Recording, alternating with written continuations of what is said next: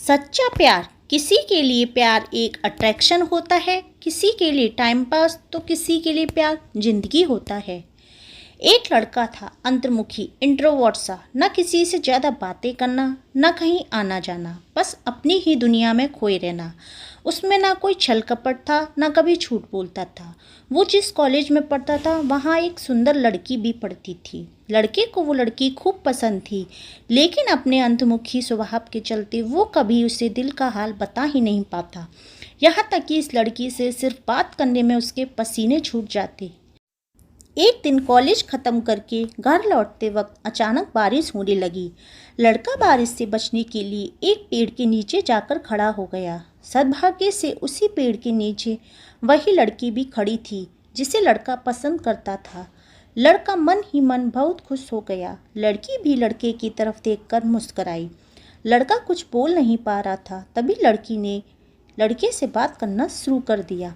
बातों ही बातों में लड़के को पता चला कि सिर्फ वो ही नहीं, लड़की भी उसे पसंद करती है, क्योंकि लड़की की बातों से साफ पता चल रहा था कि वह भी लड़के के बारे में काफ़ी कुछ जानती थी, जो तभी होता है जब कोई किसी में इंटरेस्ट रखता है।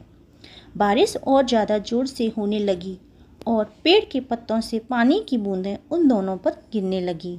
उनसे बचने के लिए वह और पास खड़े हो गए। इतने पास खड़े होने पर लड़के और लड़की की एक दूसरे के प्रति की भावनाएं ज़्यादा स्ट्रॉन्ग हो गईं। लड़के ने जीवन में पहली बार हिम्मत करके लड़की से बोल दिया कि वह उसे पसंद करता है। लड़की खुश हो गई और उसने भी यह बात मानी कि वह भी लड़के को काफ़ी पसंद करती है।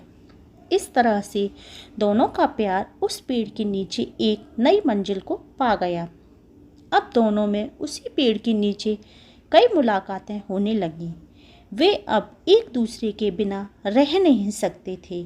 वे अक्सर किसी न किसी बहाने से उस पेड़ के पास आते और एक दूसरे से मिलते और एक दूसरे से अपने मन की बातें करते। एक दिन ऐसे ही प्यार भरी बातें करते करते लड़की ने लड़के से कहा कि अब वह उसके बिना नहीं रह सकती। उन्हें जल्दी ही अब एक हो जाना चाहिए, शादी कर लेनी चाहिए। लड़के ने लड़की से वादा किया कि वह जल्द ही अपने घर वालों से इस बारे में बात करेगा और लड़की को भी अपनी फैमिली से बात करने के लिए कहा। कुछ दिनों बाद जब लड़का और लड़की फिर से उस पेड़ के नीचे मिले, तब लड़की की आंखों में आंसू थे। लड़की को इस तरह रोते हुए देखकर लड़का बहुत दुखी हो गया। उसने लड़की से पूछा कि वह क्यों रो रही है। लड़की ने बताया कि उसने अपने घर वालों से उनकी शादी के लिए बात की तो उसके घर वाले बिल्कुल नहीं माने और उन्होंने ज़बरदस्ती उसकी शादी किसी और से तय कर दी। उसकी माँ ने उसे कसम दी है कि अगर उसने उनके खिलाफ जाकर शादी की तो वह उसका मरा हुआ मुंह देखेगी। लड़की ने लड़के से माफ़ी मांगी और कहा कि हो सके तो उसे भूल जाए। लड़का लड़की की बातें सुनता रहा और उसकी आंखों से आंसू बहते रहे। लड़के को रोते हुए छोड़कर लड़की अपनी आंखों में आंसुओं के साथ अपने घर लौट गई। लड़की की शादी तय हो गई। शादी का दिन आ गया। लड़की सज धज कर बैठी हुई थी, लेकिन उसके चेहरे पर कोई खुशी नहीं थी। तभी लड़की को एक पार्सल मिला जिसके ऊपर एक चिट्ठी भी थी। लड़की ने उस पार्सल से चिट्ठी को निकाला और उसे खोलकर पढ़ा। चिट्ठी उसके प्रेमी की यानी उसी लड़के की थी।